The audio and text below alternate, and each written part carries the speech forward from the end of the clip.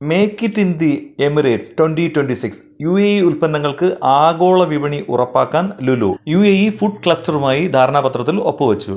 ആഗോള കമ്പനികളുടെയും വിദഗ്ധരുടെയും മികച്ച സാന്നിധ്യവുമായി make it in the Emirates 5ാം പതിപ്പിന് അബുദാബി നാഷണൽ എക്സിബിഷൻ സെന്ററിൽ മികച്ച പ്രതികരണം.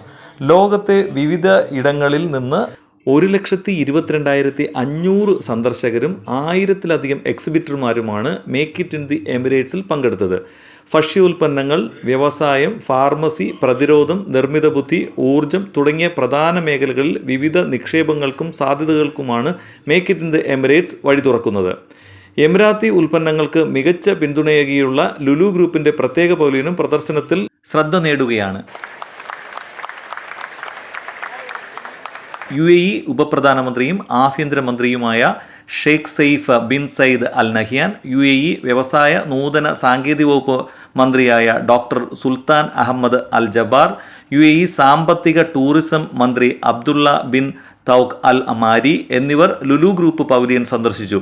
UAE ഉൽപ്പന്നങ്ങൾക്ക് ഏറ്റവും മികച്ച പിന്തുണയാണ് ലുലു ഗ്രൂപ്പ് നൽകുന്നതെന്നും പ്രാദേശിക ഉൽപ്പന്നങ്ങളുടെ മികവ് ആഗോളതലത്തിൽ ചർച്ചയാകുന്നതിന് make it in the Emirates പ്രദർശനം കരുത്തേകുമെന്നും ചെയർമാൻ MA യൂസഫ് അലി വ്യക്തമാക്കി.